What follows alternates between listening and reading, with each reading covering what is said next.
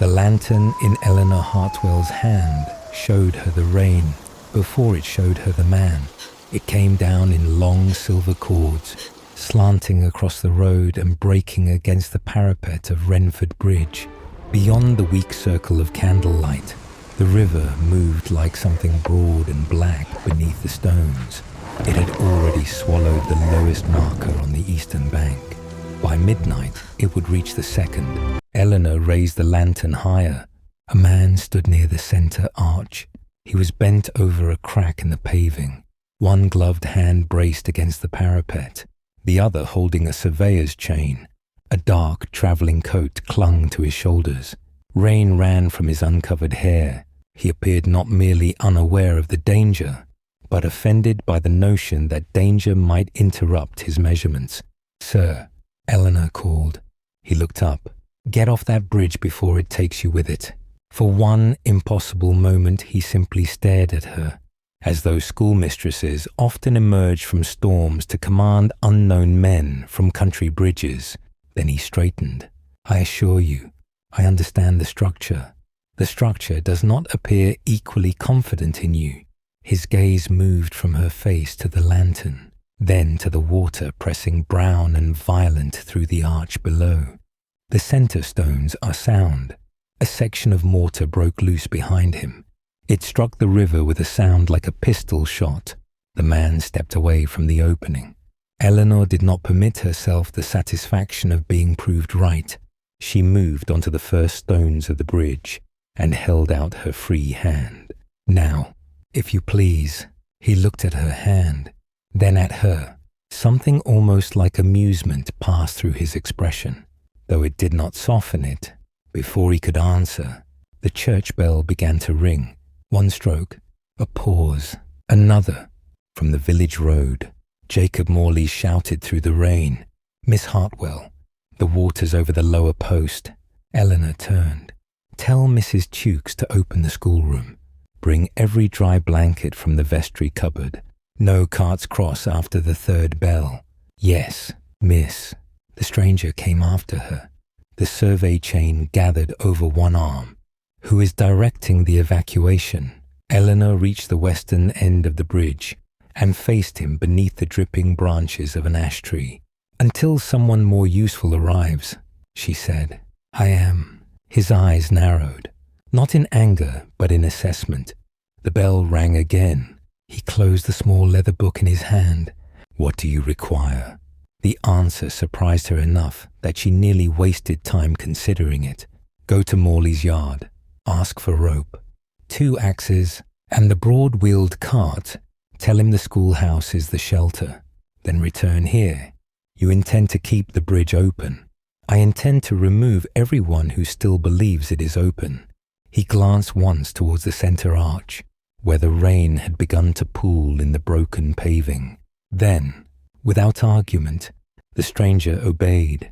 Eleanor watched him disappear into the darkness, his boots striking the flooded road with the quick, certain pace of a man accustomed to being followed rather than instructed.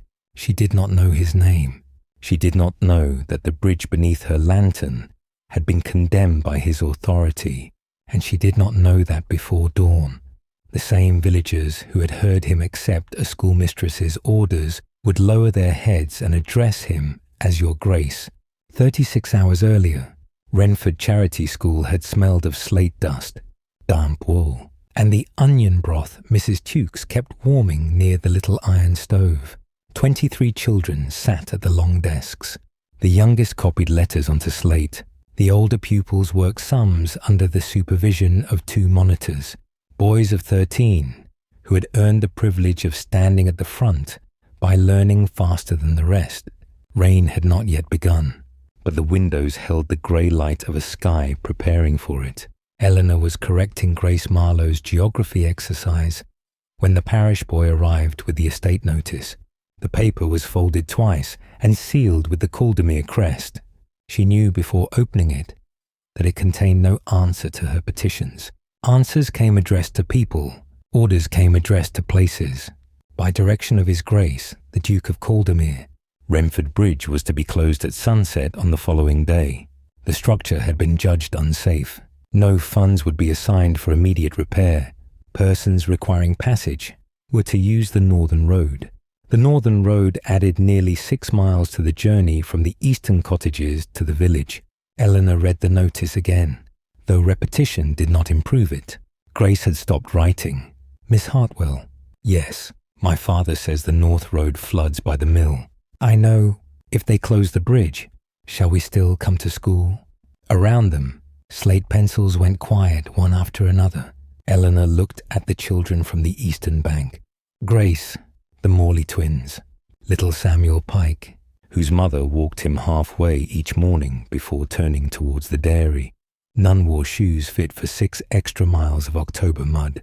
The school will not abandon you, Eleanor said. The children returned to their work because children often accepted promises more readily than adults deserved. Eleanor folded the notice. Her mother had once trusted a promise spoken in a drawing room by a gentleman who had admired her music and assured her there would always be a place for her. When his household changed, the place vanished. The promise had never been written down. Eleanor had learned early that kind words were often merely debts. Powerful people felt no obligation to pay, yet she had just given her pupils a promise of her own. After the children left, Reverend Thomas Elwood came into the school office, shaking rain from his hat. Mrs. Tukes followed with 3 cups of tea, and the expression of a woman already prepared to dislike whatever a man in authority might propose. We should send another petition, the rector said. Eleanor opened the lowest drawer of her desk and removed 3 neatly copied letters tied together with blue ribbon. The first was sent in June, the second in August, the third 9 days ago. Elwood adjusted his spectacles. A fourth might reach him at a more favourable moment. A child can lose an education while waiting for a favourable moment. The estate supports the school. Eleanor. The estate subscribes £20 a year. The parish and the parents find the rest, and £20 withdrawn would still be £20 lost. Mrs. Tukes set down the tea with more force than necessary. His Grace's people count houses, sir, not children. Eleanor looked at her. What do you mean? My nephew copies figures for Mr. Fenner. The report says only 7 tenant households use the bridge. 7. It says nothing of the school, the mill hands, market day, or the women who cross for the surgeon. Elwood's face tightened. That is village talk. It is village arithmetic, Eleanor said, and it appears to be better than the estates. A carriage stopped outside. Silas Fenner entered without waiting to be invited.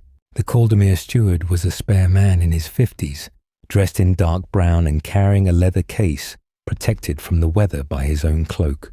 He bowed to Elwood, acknowledged Mrs. Tukes, and regarded Eleanor as one might regard an inconvenient account that had failed to balance. Miss Hartwell, I understand you have received the notice. I have received an order. I have not received an explanation. The explanation is contained in the order. The bridge is unsafe and uneconomical to repair. For whom is it uneconomical? For the estate.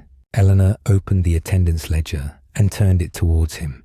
14 pupils cross it. On market days, more than 30 people use it before noon. The northern road is impassable after heavy rain. Fenner glanced at the columns without bending closer. You are a schoolmistress. Miss Hartwell, estate finance is a more complicated matter than counting heads in a classroom. Then the estate should improve its counting. Elwood murmured her name in warning. Fenner's mouth thinned. His Grace considered the report and signed the order himself. He removed the document from his case and placed it on the desk. The signature at the bottom was bold and unhurried. Caldermere. It looked astonishingly calm beneath a decision that would remove half Eleanor's pupils. The bridge will be barred tomorrow at sunset, Fenner continued. Given the falling glass, I advise everyone to use the North Road at once.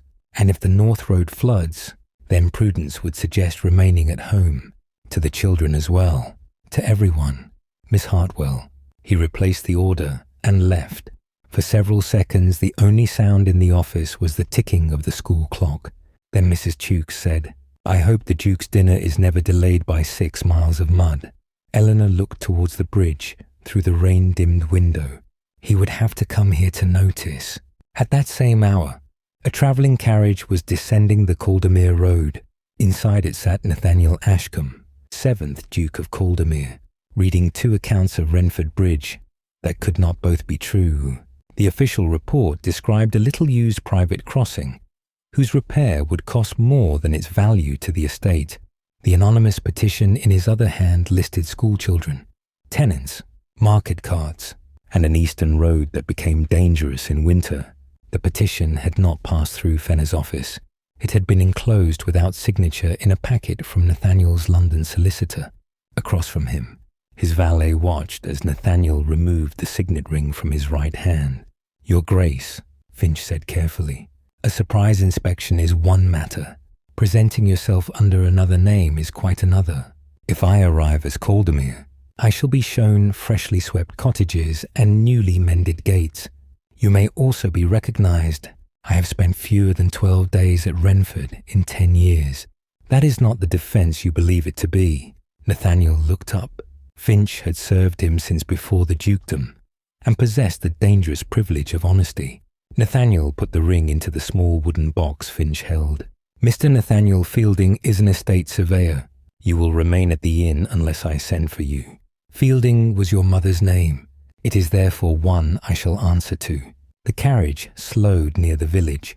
The innkeeper came out beneath the archway and directed them towards the stable. He recognised neither passenger. When Nathaniel asked about the bridge, the man snorted. "You'll want Miss Hartwell at the charity school. She knows every stone of it. Told Mr. Fenner this morning. The Duke was a coward who signed away roads he'd never walked." Nathaniel's hand closed around the unsigned petition. "Did she?" "Aye. Quiet woman. Mostly. Not quiet when children are concerned." Nathaniel stepped down into the wet yard.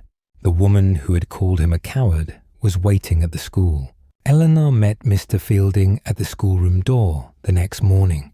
He had changed into a dry coat, though the hem of his boot still carried Wrenford mud.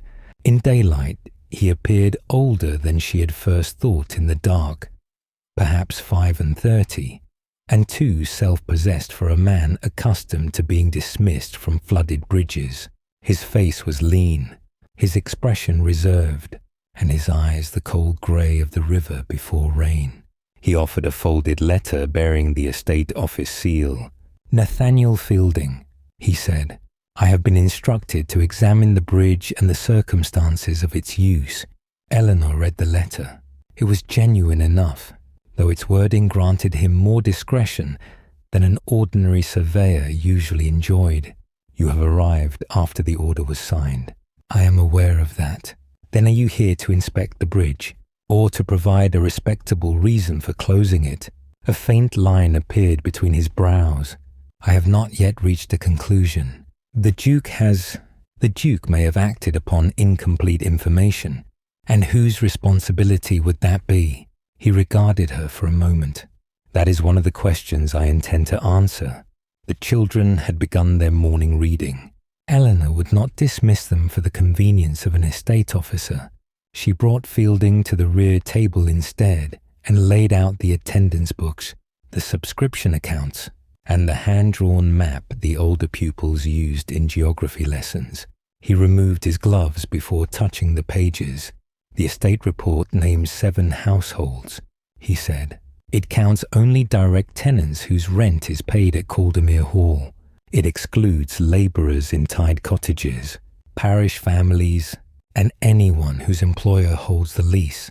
He followed the columns with one finger. "These marks children from the eastern bank. There are 14 on a good week, more during harvest's end, when younger children are no longer needed in the fields."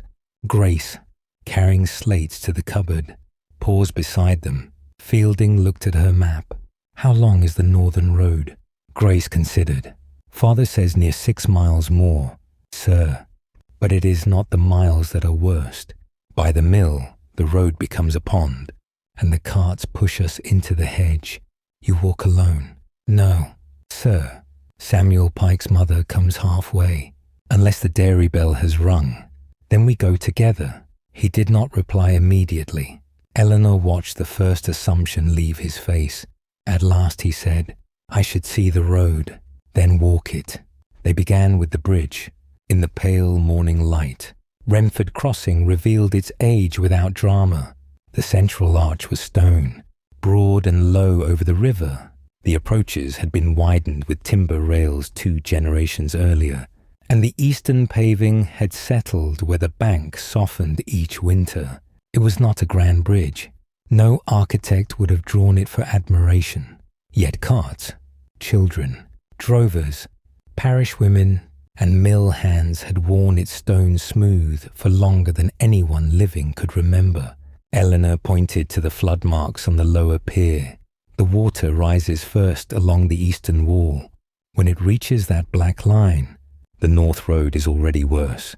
Fielding crouched beside the parapet and examined a crack with the small blade of a folding rule. The mortar has failed here, but the arch does not appear to have shifted.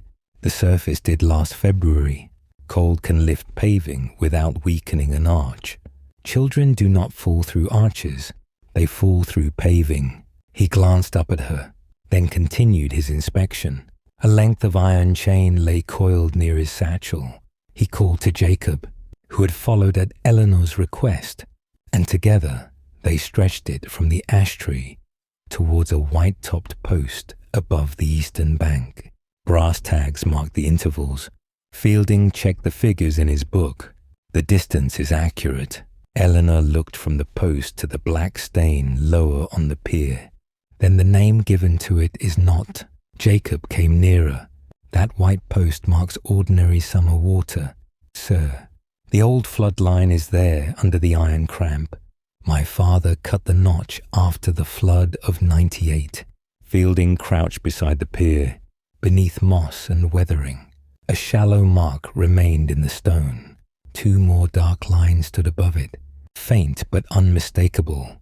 The report calls the white post the limit of seasonal flooding, he said. It is the limit of convenient flooding, Eleanor replied, the sort that does not reach the accounts. The chain had not lied. Someone had chosen the gentlest measurement and allowed its label to do the rest. They crossed to the eastern side and followed the path used by the children. Within a quarter mile, the ground became a ribbon of mud between hedges. The detour climbed north, then curved around the mill lead before returning towards the village. It was longer than the estate map suggested, and far steeper than the report implied. Fielding walked without complaint, though the polished leather of his boots was soon ruined. "You have not been here before," Eleanor said. "No. Yet you speak as though the bridge accounts are familiar to you. I was asked to review them." "By the Duke." A pause. On his behalf, she accepted the answer without believing all of it. At the first group of cottages, Mrs. Marlowe opened her door only after Eleanor called her name. She saw Fielding and lowered her voice. "Is he one of Fenner's men?" "He is here to listen," Eleanor said. Mrs. Marlowe gave a humorless laugh. "Estate men listen, with their books already written." Fielding heard her. To his credit, he did not object. Inside the cottage, damp stockings hung near the fire. Grace's younger brother slept in a wooden cradle. Mrs. Marlowe explained that her husband used the bridge to reach the smithy, that she crossed it for the surgeon, and that Grace could not take the northern road in winter darkness. At the next cottage, an elderly tenant spoke of market carts. Another mentioned the church. A mill labourer said the bridge was the only route that did not require passing through flooded meadows. Fielding took fewer notes as the morning continued. At last Eleanor said, "You expected them to have complained. I expected their use to appear somewhere in the accounts. They complained to Fenner and to the Duke. They cannot walk into Caldermere Hall. They might write. 3 of these families cannot write. 2 more would ask the rector to compose the letter, and he would advise patience. The rest believe a complaint may cost them work." Fielding looked back at the low cottages and the line of wet washing beneath the eaves. "Silence is not agreement," Eleanor said. "Sometimes it is rent due on Saturday, They returned by the bridge. A cart was crossing from the village when the right-hand rail gave a sudden groan. Jacob shouted. Fielding dropped his notebook. He reached the rail before Eleanor did, caught the loosened beam against his shoulder, and held it while the cart driver urged the horse forward. Jacob seized the other end. Eleanor cleared 2 children from the approach and found wedges in Jacob's tool sack. Higher, she told Fielding. He lifted without asking why. She drove the first wedge beneath the joint. Now towards the road. Again, he obeyed. When the cart had passed, the 3 of them secured the beam well enough to last the day. Fielding's gloves lay in the mud beside his closed notebook. On the underside of the rail, Jacob found a branded mark burned into the timber. A small crown above the letter C. Estate wood, he said. And not old. 3 years. Perhaps 4. Eleanor wiped rain from the mark. Then money was spent here. Or intended to be, Fielding said. Jacob led them to his shed and produced a bundle of invoices kept because he had never been paid for the full order. Timber for bridge repairs had been delivered, then redirected to the North Carriage Road. Fielding read the transfer docket once.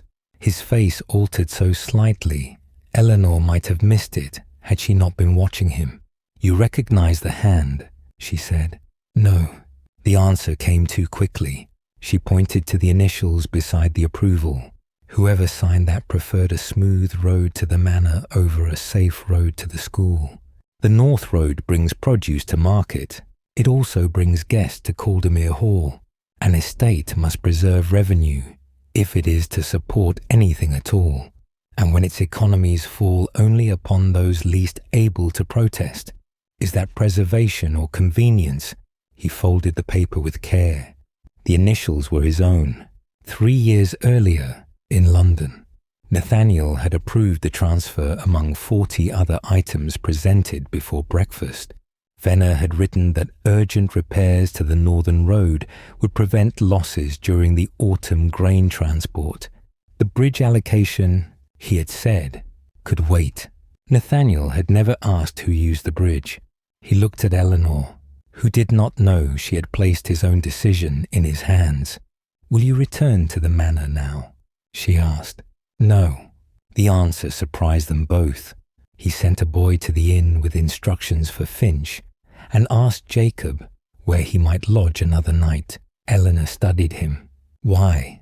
"Because the report is wrong, and that troubles you. It should trouble anyone charged with measuring what is true."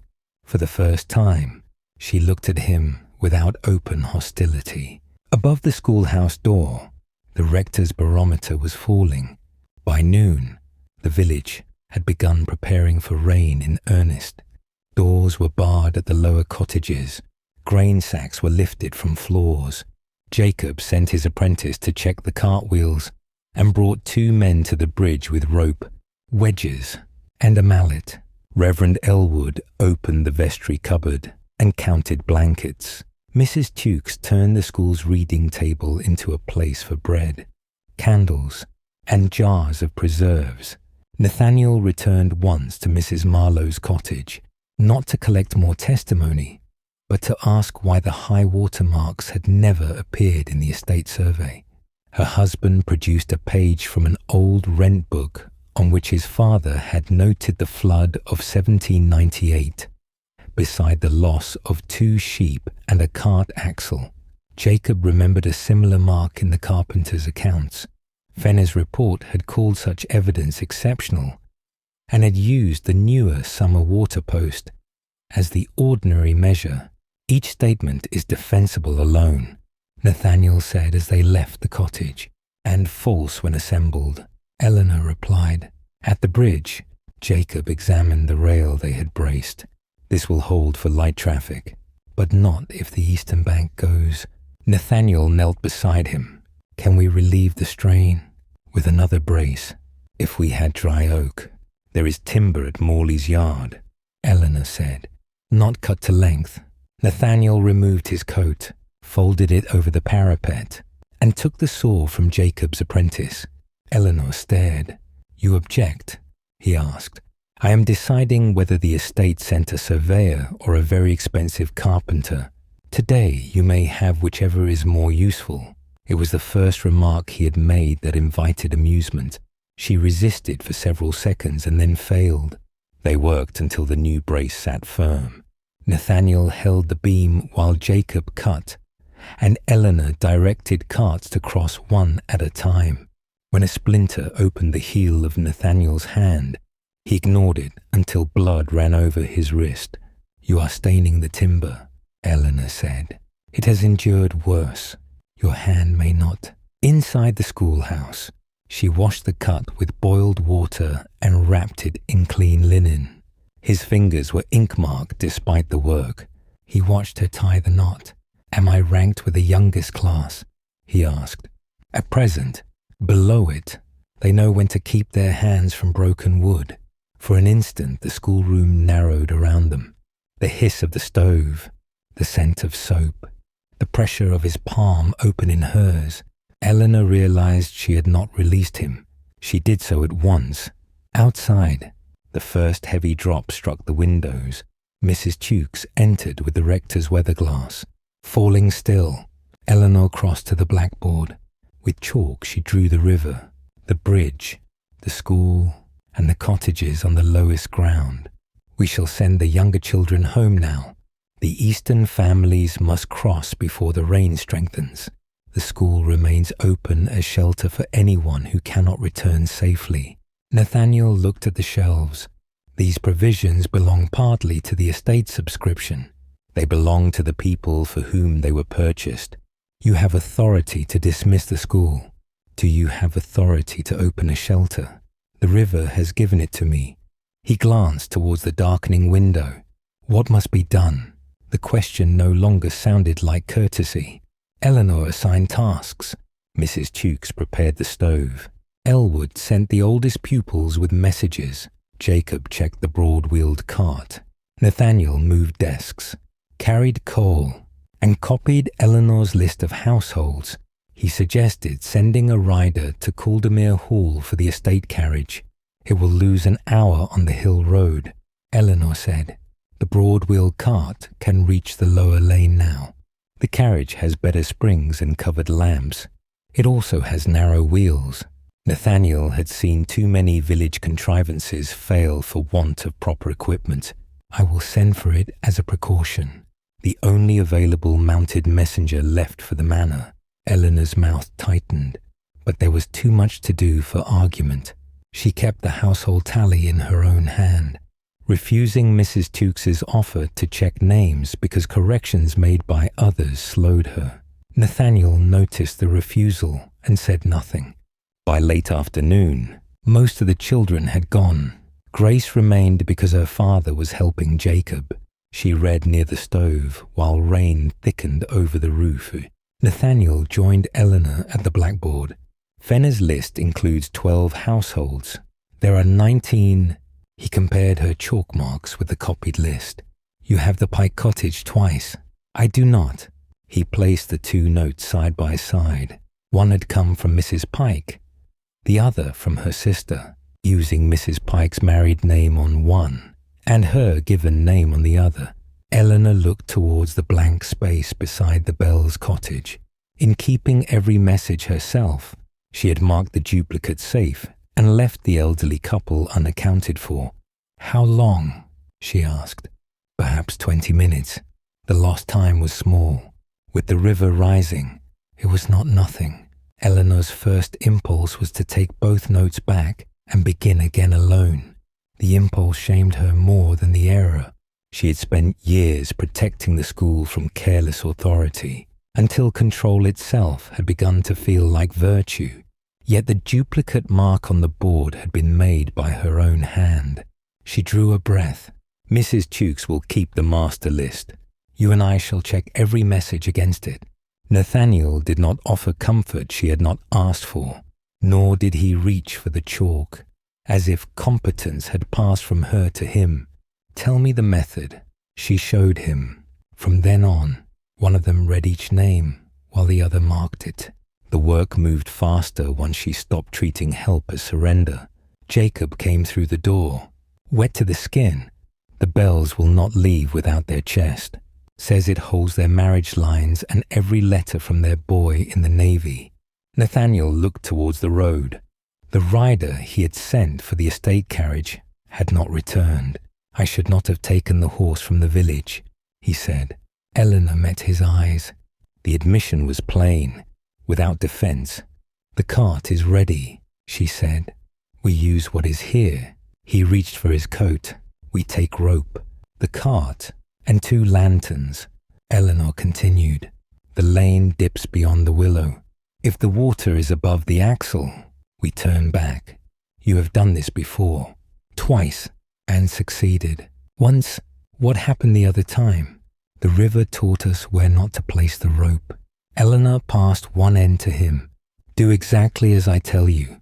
Nathaniel closed his bandaged hand around it. Yes. The lane to the Bell cottage ran lower than the estate map admitted. Water covered Eleanor's boots before they reached the willow bend, and the rope passed from Jacob to Eleanor to Nathaniel, keeping the 3 of them linked where the road disappeared. Mr. Bell opened the cottage door with a wooden chest held against him. My wife cannot walk through that. She will not, Eleanor said. She will ride.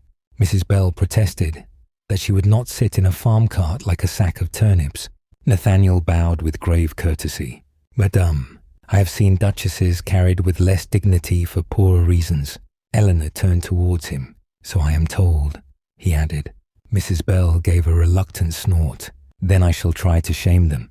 They wrapped her in blankets and set the chest beside her. On the return journey, a wheel sank in the softened lane. Jacob laid willow branches beneath it, while Eleanor steadied the horse, and Nathaniel tightened the rope around the axle. The cart came free on their second pull. Nathaniel slipped to one knee. Eleanor caught his coat. His hand closed around her wrist.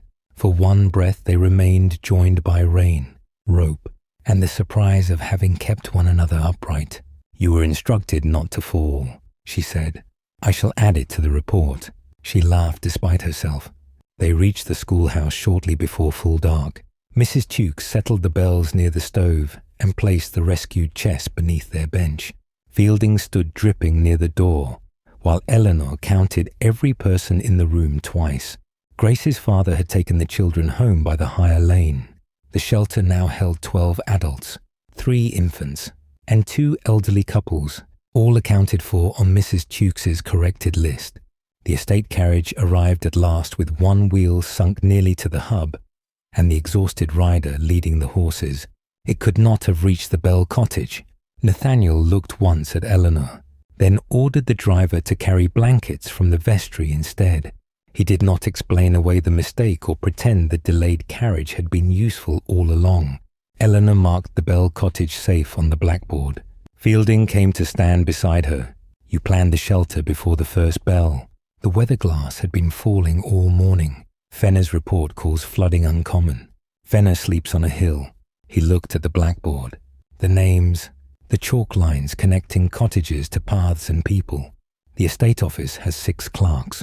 None of our records contain this much useful information. Your records contain what you ask people to record. She spoke without triumph, and he listened without defense.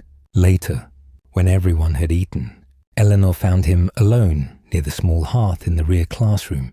His wet coat steamed on a chair. He held his injured hand close to the warmth. The linen darkened where the cut had opened again.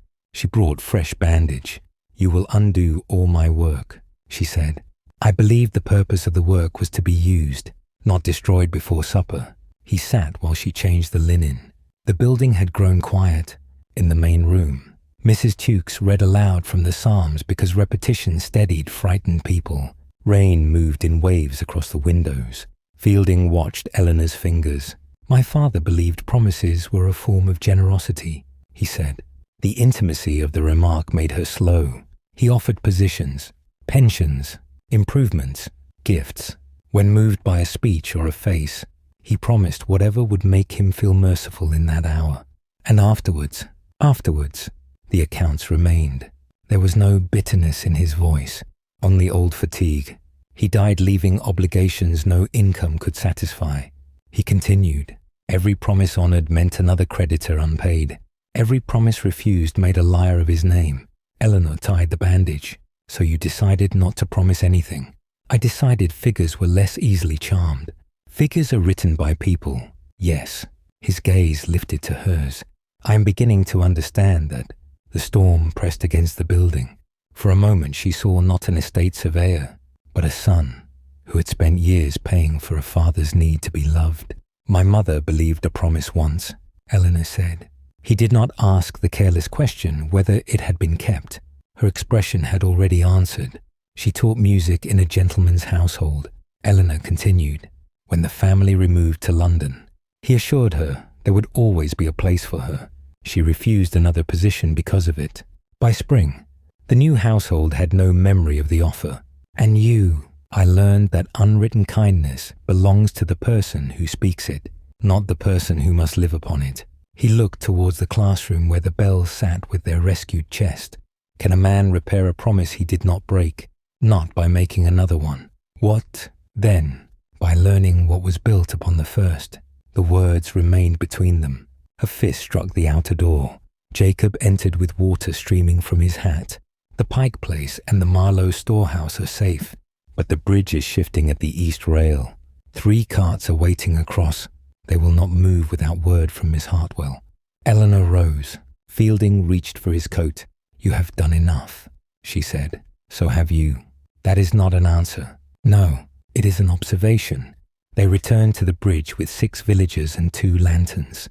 The river had climbed over the eastern stones and swept branches against the pier. The waiting carts carried grain, lamp oil, and 2 women from the mill cottages.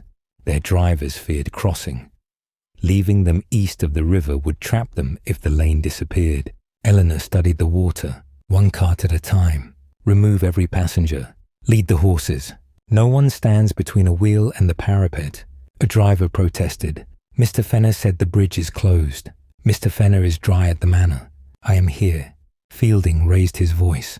You heard Miss Hartwell. Pass the order along. The men obeyed him because he spoke with the certainty of authority. Yet every instruction he gave was hers. The first cart crossed. Then the second. The final wheel struck a loosened stone and jammed. The horse shied. Water pushed debris against the eastern rail. Cut the traces, Jacob shouted. No, Eleanor said. The horse will turn into the parapet. Fielding, take its head. Jacob, lift the wheel when I call. Fielding moved without hesitation. The rail groaned. Eleanor wedged the lantern between 2 stones and stepped into the water beside the wheel. Mud closed around her boots. Jacob took the axle. Fielding steadied the horse, murmuring low words she could not hear. Now, they lifted. The wheel broke free. The cart rolled west just as a length of railing tore away and vanished into the river. For one suspended instant, Fielding stood on the bridge with the frightened horse pressed against him, his face lit by Eleanor's lantern. He looked at her, as though the entire world had narrowed to the fact that she was still standing. Back at the school, after the last names had been checked and the doors barred, Eleanor found mud drying along her sleeve. Fielding reached out and brushed it from the inside of her wrist. His touch was careful, far too careful for a man who meant nothing by it. She looked up. The room seemed to quiet around them. His expression changed, first not softened, exactly, but opened. Eleanor could see the question he would not presume to ask. She did not move away. The church bell rang twice. Both turned towards the window. From the road came Jacob's shout. The center stones. The bridge has opened at the joint. Fielding's hand fell from her wrist. They ran back into the rain. By the time Eleanor reached the bridge again, the rain had begun to thin, but the river was higher than ever. A dark seam had opened across the paving above the center arch. Water forced itself through the gap in little upward jets, carrying grit and fragments of mortar. The eastern approach trembled each time debris struck the pier. Jacob stood with one hand raised, holding the villagers back. No more weight, he said. Not a horse, not a man. A final grain cart remained on the eastern side. Its driver had moved it too late. Now one rear wheel had sunk between 2 displaced stones, and the horse pulled wildly against the traces. Fielding stepped onto the bridge. Eleanor caught his sleeve. "What are you doing? The driver is still with the cart. So is the horse. That does not make the bridge stronger." The driver shouted that he could not free the wheel. Eleanor looked at the seam, the current, and the remaining rail. There was no time to bring tools from the schoolhouse. "Everyone off the approaches," she ordered. "Jacob, keep the west end clear. Mr. Fielding, take the horse's head and turn it slightly towards the upstream wall. Do not let it back." He nodded once and crossed it. "Pass it along," he called. "No one steps onto the bridge unless Miss Hartwell sends you." The villagers repeated her instructions from voice to voice. Eleanor followed only as far as the trapped wheel. She knelt, set the lantern on the parapet, and pushed her fingers beneath the rim. A broken paving stone had wedged against the axle. "We lift the cart 2 inches, she told the driver. "No more." The man stared at the river below. "It will go. Then we shall not be upon it when it does." Fielding calmed the horse. His voice carried through the rain. Level and quiet, Eleanor signaled. They lifted. The driver kicked the stone free. The cart lurched forward so suddenly Eleanor struck one knee against the paving. Fielding left the horse long enough to catch her arm. "Move," she said. They ran west beside the cart. The moment the final wheel reached the road, part of the eastern railing tore away. It turned once in the flood and disappeared. No one cheered. Relief was too exhausted for noise. Eleanor leaned against the wet stone at the bridge end. Fielding stood close enough that his shoulder touched hers. "You were right," he said. "About which matter?" "All of them." Apparently, she looked at him. Dawn had begun as a pale dilution of the darkness. His coat was torn at one cuff. The bandage on his hand had come loose.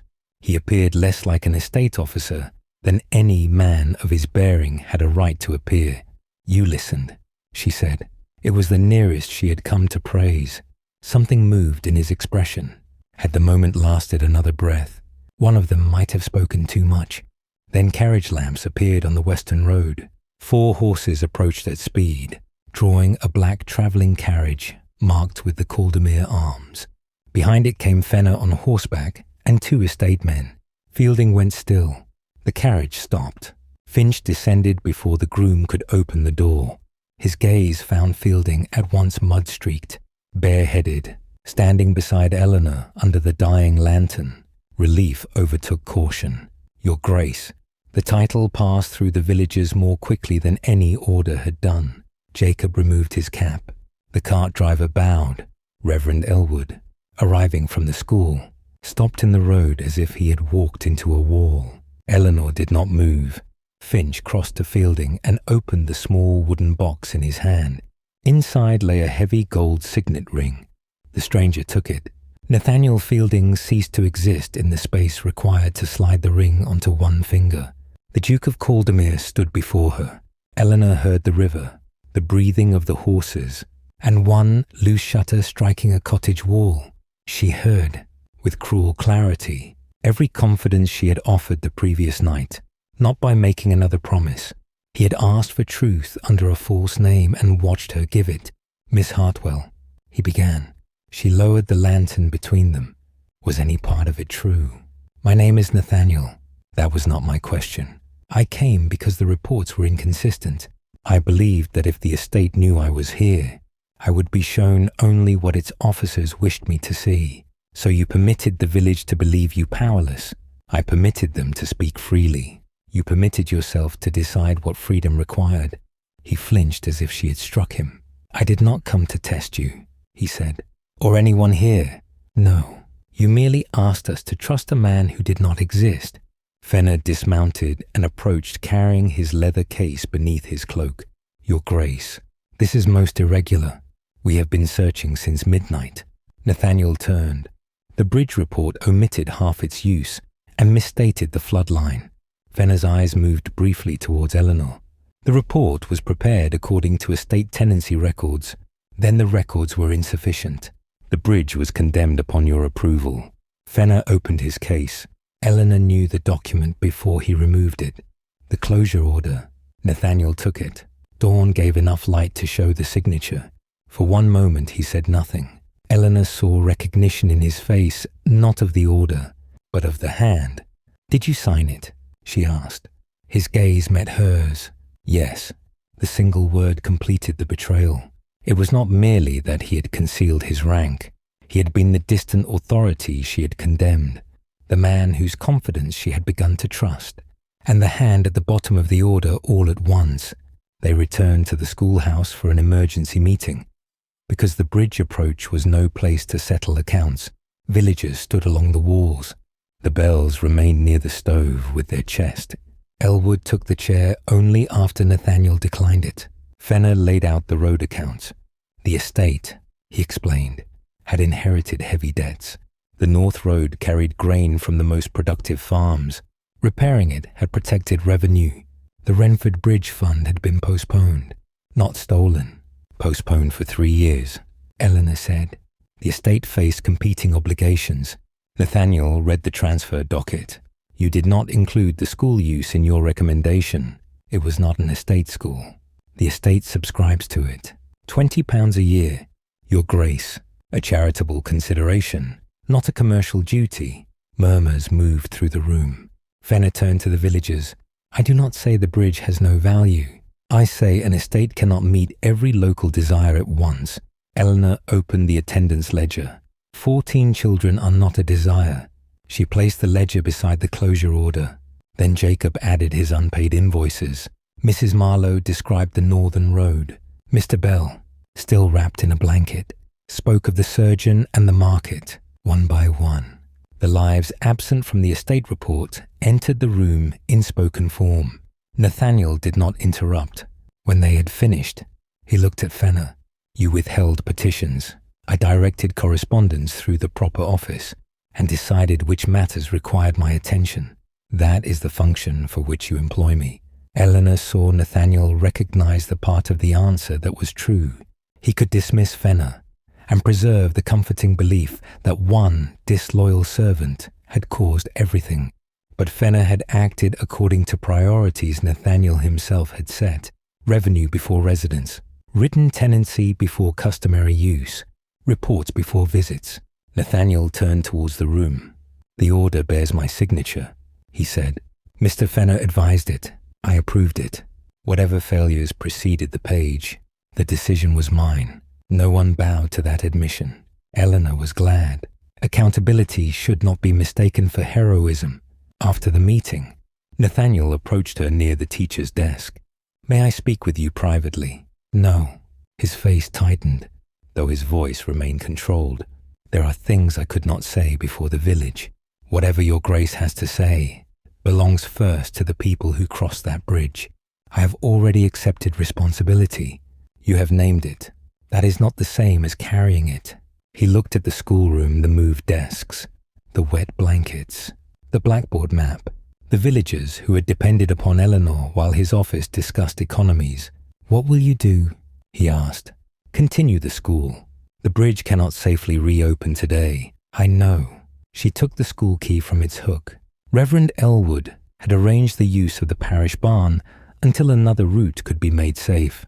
It was colder, farther from the eastern cottages, and poorly lit, but it existed. Eleanor would not wait for the Duke's next decision to begin keeping her promise. Nathaniel reached into his coat. I can provide. No, you do not know what I intended to offer. Money given privately will turn a public failure into my personal obligation to you. It need not. It already has. She closed the attendance ledger and placed it beneath her arm. Mrs. Tukes gathered the chalk. Jacob carried 2 benches towards the door. The villagers began moving the school without being ordered by the estate. Eleanor paused beside Nathaniel. I believed last night that you listened because you respected the truth, she said. Now I do not know whether you listened because you had hidden enough power to make honesty safe for yourself. She left before he could answer. Across the road, the parish barn doors stood open beneath the clearing sky. Nathaniel remained in the emptied schoolroom with the closure order in his hand. Repairing the bridge would no longer be enough. Caldermere Hall had never seemed more distant from Wrenford than it did that afternoon, though the carriage covered the road in less than 40 minutes. Nathaniel entered the estate office without changing his wet clothes. Petitions, rent books, road estimates, and bridge accounts covered the desk. Mud dried on his cuffs, and Eleanor's bandage had turned grey at the edges. Fenner stood opposite him while Finch and Mr. Harcourt, the estate solicitor, opened the last bundles of correspondence. Jacob Morley's warnings had been shortened to repairs desirable, not urgent. The school was set aside as a parish concern. Families crossing by custom had disappeared because no rent roll contained a place for them. The papers revealed a quieter dishonesty. Fenner had used the summer water post as the survey's working measure. Older flood marks and a rent book entry from 18 years before had been dismissed as exceptional. He had not altered the chain. He had chosen the evidence that made economy appear reasonable, then removed every qualification that might have troubled the man expected to approve it. You knew the old marks existed, Nathaniel said. Fenner's collar remained perfectly arranged, but colour had risen beneath it. I knew the village remembered extraordinary water. Jacob's father recorded it. One entry, Your Grace. I used the ordinary measure and called it the whole truth. Fenner looked towards Harcourt. The solicitor lowered his eyes to the papers. Nathaniel removed roads and charitable subscriptions from Fenner's authority, pending a complete audit. He ordered every unanswered petition delivered to Harcourt before dawn. Fenner bowed. The movement was correct, but the hand closing around his case was not steady. When the door shut, Harcourt surveyed the ruined order of the office, and the Duke, who had not slept. Pay for the bridge from your private account, he said. Send timber in the morning. The village will be grateful. And the next report, Nathaniel asked, require greater detail. And the next, Duke. Harcourt's expression changed. Nathaniel placed the closure order beneath his hand. I will not purchase gratitude with a bridge I should never have neglected. The crossing is estate property. Your strict obligation may be disputed. My responsibility is not. He pushed the London House account across the desk. The planned refurbishment would cover the bridge, the eastern approach, and a reserve for repairs. Draw a deed, Nathaniel said. Place the money beyond my sole reach. Harcourt stared at him. Beyond your reach, Your Grace, beyond any duke's convenience. You would bind your successors. I would bind myself first. Harcourt sat, drew a clean sheet towards him, and dipped his pen. Your aunt will object.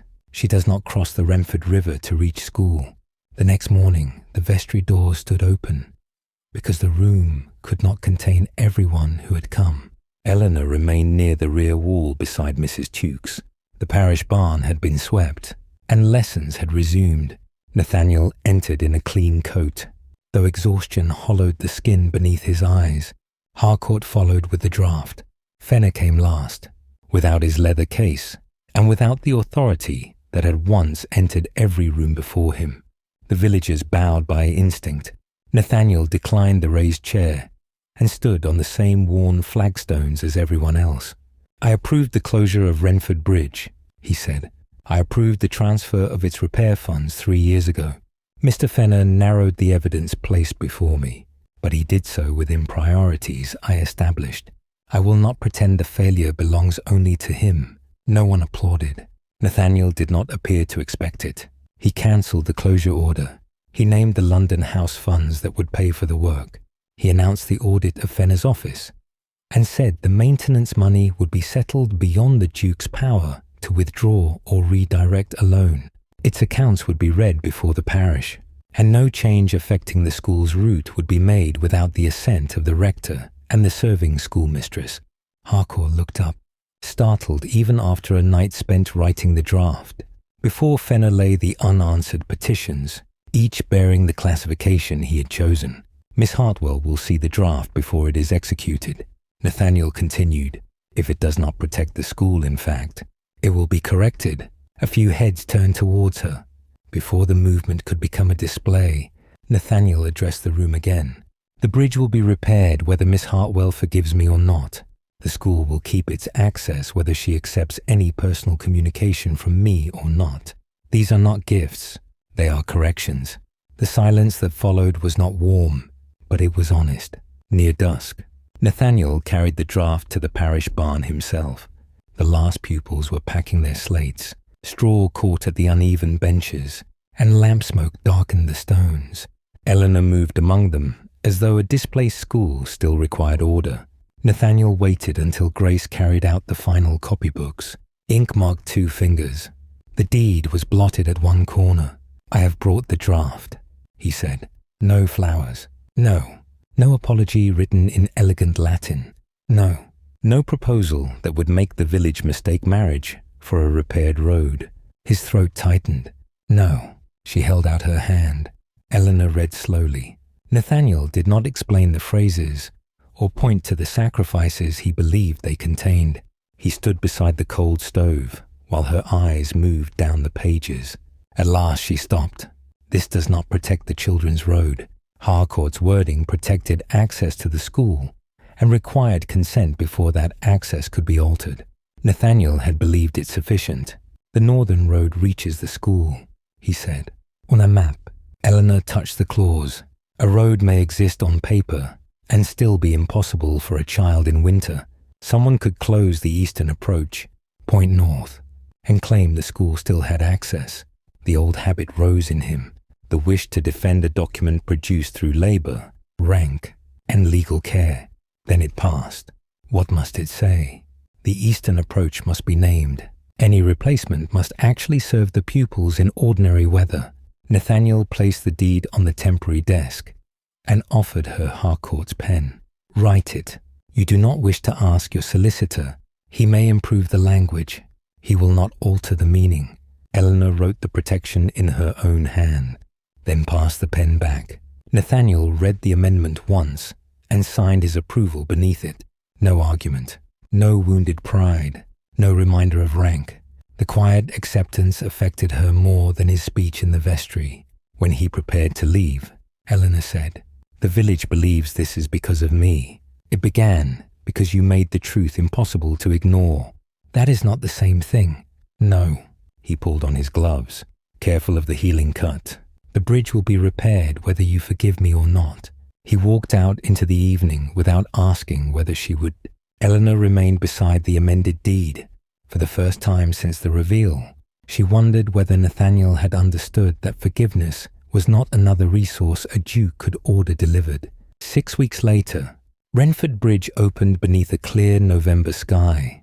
The repairs were not ornamental. New oak strengthened the eastern rail. The settled paving had been lifted and relaid.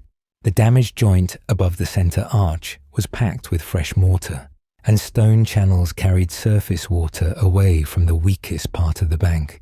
Jacob Morley declared it sound enough for 2 loaded carts, though Eleanor announced that 1 at a time would continue to be the school rule until spring. No ribbon was stretched across the road. No platform had been built for speeches. The trustees met first in the vestry, where Harcourt read the repair account aloud. Stone, timber, cartage, labour, ironwork, and the mason's fee were all named. The deed lay in the parish chest, with copies at the school and estate office. Afterwards, the villagers crossed. Grace Marlowe went first among the pupils, carrying the school's repaired lantern. Though the morning was bright, Mrs. Tukes followed with the youngest children. Mr. and Mrs. Bell came in Jacob's cart. Their wooden chest safely returned to the cottage. People spoke, laughed, and tested the rail with ordinary suspicion. Nathaniel stood near the western approach. He wore the dark coat of the Duke of Caldemere and the signet ring Eleanor now recognized.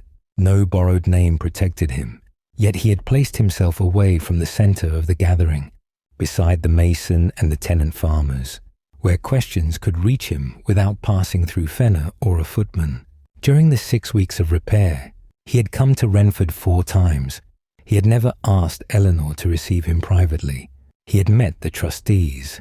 He had inspected the work with Jacob.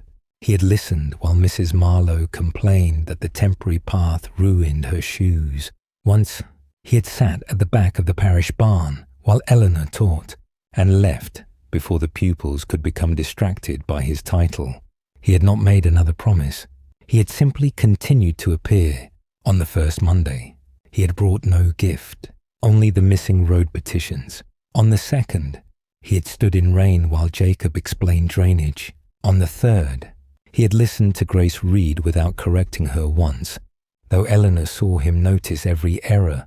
When the last cart had crossed and the villagers began to return towards the schoolhouse, Eleanor remained on the bridge. The old lantern hung from her hand. Jacob had replaced its bent frame and fitted a new pane, but the metal still carried scratches from the flood. Nathaniel approached only as far as the centre arch. "Miss Hartwell, Your Grace." His glance moved to the lantern. "Morley has repaired that as well. He said it deserved to see whether the bridge survived. And has it formed an opinion? It is reserving judgment until after winter." A smile touched his face. This time she did not resist answering it. They stood above the quieter river. The current still moved strongly around the pier, but it no longer reached the paving. Children's voices carried from the road. "Do you still give orders to dukes?" Nathaniel asked. "Only when they stand where they ought not. And where ought I to stand?" The question was lightly spoken, but nothing in his expression was careless. Eleanor looked at the repaired rail, the road to the eastern cottages, and the man who had once believed that leadership meant standing far enough away to be unmoved. "That depends upon why you have come. I have come to ask permission to court you." She had expected the possibility. Expectation did not lessen the force of hearing it. Nathaniel continued before she could answer. "Not because you saved the bridge, not because the village admires you, not because gratitude would make acceptance convenient. I ask because you have made it impossible for me to mistake obedience for trust, or authority for worth. I would like the opportunity to know you without a false name between us." Eleanor tightened her fingers around the lantern handle. "I do not yet trust promises," she said. "I know, and I will not leave the school. I would not ask it. I will not become an ornament to prove the Duke has learned humility. I suspect you would make a very alarming ornament." She gave him a look. His expression sobered. "Then do not judge the promise. Judge me by what remains standing after it." Eleanor turned towards the centre of the bridge. The new stones bore no ducal name. The deed did not depend upon their affection. The school would keep its access if she refused him. He had built the correction so that love could not be demanded as payment. That, more than any speech, allowed her to choose. "You may call at the school on Thursday," she said. "After lessons." His breath left him in a quiet laugh. "Is that acceptance?" "It is permission to begin." He offered his hand. Palm upward, Eleanor placed hers in it. The kiss, when it came, was restrained and brief, more promise than possession. Yet this promise did not ask either of them to build upon words alone. In the spring, the Wrenford accounts were read again before the parish. The bridge fund remained untouched except for maintenance. School attendance had risen. Grace Marlowe had become the youngest monitor in the upper class. Eleanor still opened the school each morning with the same iron key. Nathaniel, now formally engaged to her, attended the annual prize reading and sat at the back until Mrs. Tukes ordered him to move because his